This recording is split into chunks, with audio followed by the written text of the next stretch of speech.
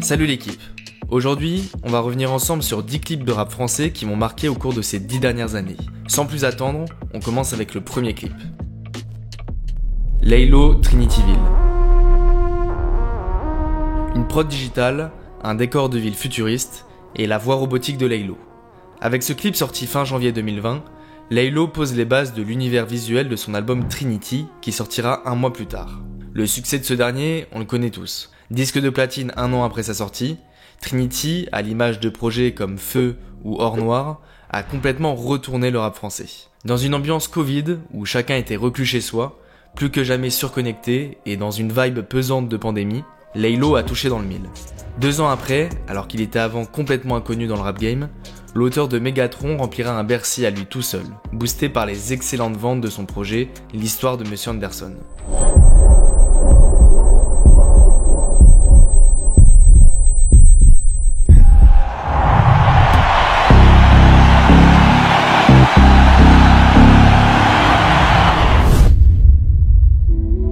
Nekfeu et Jerry. 2 mois avant la sortie de son premier album solo en studio, Nekfeu nous tease son futur projet avec un méga clip à la Kanye West. Petite anecdote, ce clip du morceau Jerry est bien entendu complètement inspiré du clip de Flashing Light, Nekfeu étant un grand fan de la musique de Kanye West. Nous sommes en 2015, et à l'époque, tout le monde est choqué. L'image et la direction artistique des projets n'étaient pas aussi développées qu'aujourd'hui. Nous ne sommes pas encore entrés dans le deuxième âge d'or du rap, et les rappeurs ont donc moins de budget à investir dans leurs clips, et surtout moins de concurrence, puisque peu arrivent réellement à vivre de leur passion. Vous l'avez compris, début 2015, le rap n'est pas du tout, mais alors pas du tout à la mode. L'image du hip-hop en France est très mal vue, et ce genre est décrit comme une sous-culture qui influence les jeunes de manière négative. Et Nekfeu souhaite changer ça, en apportant une nouvelle DA visuelle, tout en gardant la vision du rap qu'il anime depuis ses débuts avec 1995 et l'entourage. Comme il le dit à la fin du clip, tu vois, cette image qu'ont les gens du rap, nous on va changer ça. SCH A7. SCH est vraiment le boss de l'image et de la DA en France. Je vais pas vous mentir, quand j'ai dû sélectionner un clip par artiste, ça a été très dur quand je suis passé au S. Ce mec est juste un génie de l'audiovisuel. Vraiment. Je recherche mes limites. Là je gorge du rap sous mon gilet. Personne te sauvera, car toi dans le cul t'en as mulet. La direction artistique qu'il apporte sur chaque projet est juste géniale. Et c'est toujours un sans faute. Cet homme a juste du goût. Et une grande passion pour le cinéma. Donc comme je vous le disais, ça a été très dur. Franchement, choisir entre A7, Anarchie et Fusil, c'était impossible. Mon choix s'est finalement porté sur A7. J'ai choisi ce clip pour son originalité, son audace, et bien sûr sa réal hyper quali. On est en 2015. Le seul rap qui marche à peu près, c'est le rap très street, tourné caméra à la main dans la street. Et c'est là qu'un ovni débarque dans le paysage du rap français. SCH arrive avec des cheveux longs et une image totalement décalée de ce qu'on a l'habitude de voir dans le rap. En réalité, pas totalement décalée. On retrouve les codes de la rue, les grosses voitures, les billets de banque, la plaquette de shit, les tirs de pistolet, etc. Mais ce que le S va apporter, c'est vraiment cette imagerie de film, avec le serpent autour du cou, le canapé blanc luxueux, la veste en feu ou encore le mannequin maquillé en monstre. Bon, gros big up au projet de Julius aussi. C'est vraiment une œuvre magnifique et on a sorti une première écoute où on s'écoute tous les projets de la trilogie.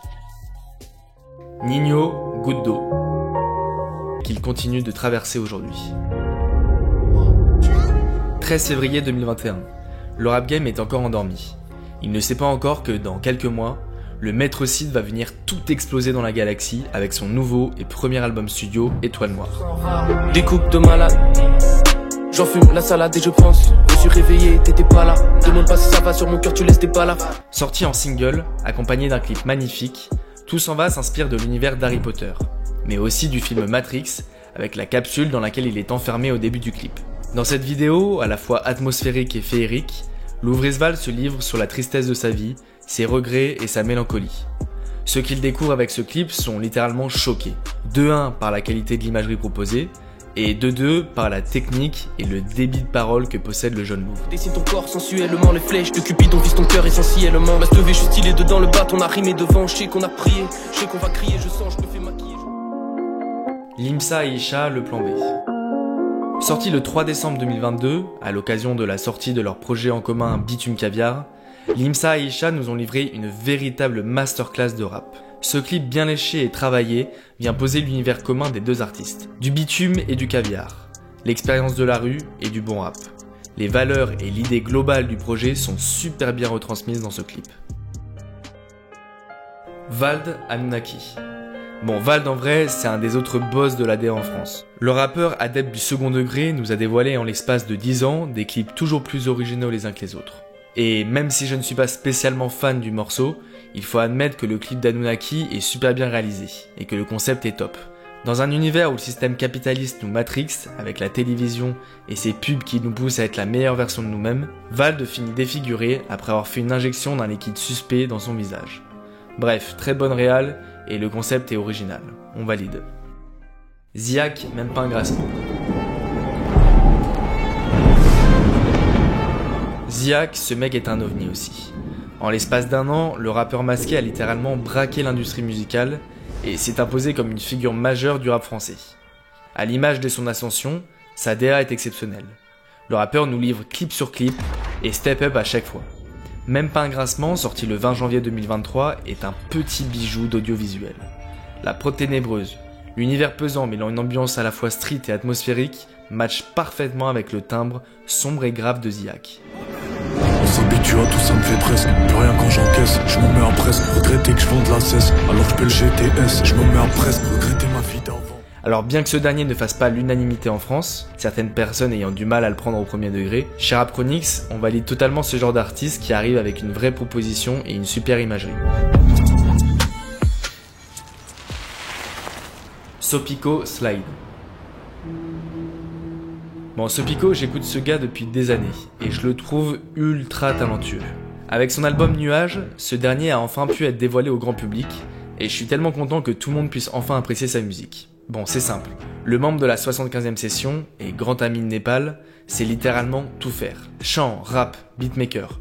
Je me demande parfois même s'il n'est pas à la réal de ses propres clips. En tout cas, celui-là a été réalisé par Scotty Simper, et est super audacieux.